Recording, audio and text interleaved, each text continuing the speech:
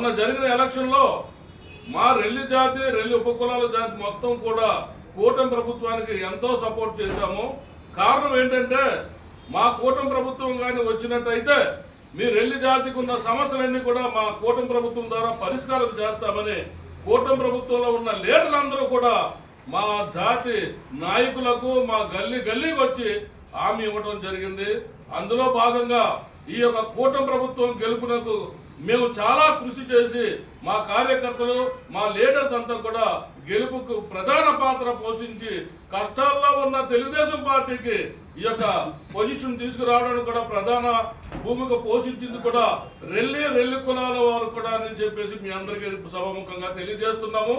అందులో భాగంగా నేటికి కూటమి ప్రభుత్వం మరి పదవి బాధ్యతలు తీసుకొని 2 సంవత్సరాలు పైబడుతున్నా కూడా ప్రతి సామాజిక వర్గానికి చెందిన ప్రతి జాతికి కూడా మరి కార్పొరేషన్ చైర్మన్ పదవులు కల్పించి ఉన్నారు.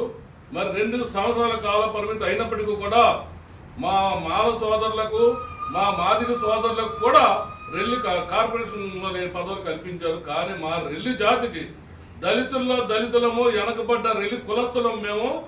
మరి మా రెల్లి జాతి ఎస్సీలో ఉన్నా కూడా మా కోసం ఈ కూటమి ప్రభుత్వం ఈ రోజు వరకు కూడా ఆలోచన చేయలేదు. మరి రాష్ట్ర ప్రభుత్వ అధికారులు గౌరవ ముఖ్యమంత్రి వర్యులు నారా చంద్రబాబు నాయుడు గారు ఒక్కసారి మా రెల్లి జాతి కోసం ఆలోచన చేసి అన్ని వర్గాలకు మరి ముఖ్యమంత్రి వర్యులు న్యాయం చేస్తూ వస్తున్నారు. మా రెల్లి కులానికి కూడా న్యాయం చేస్తారనే ఉద్దేశంతో ఈరోజు పత్రికాముఖంగా గవర్నమెంట్ని ప్రశ్నిస్తూ ఉన్నాము. కారణం ఏంటంటే మా కమ్యూనిటీకి అవగాహన లేదు. మాలో ఏ ఒక్కరైనా రాజకీయంగా ఎదిగితే గానీ మా రెల్లి జాతి డెవలప్ అవుతుందని చెప్పి సభాముఖంగా గవర్నమెంట్ని మేము ప్రశ్నిస్తూ ఉన్నాము.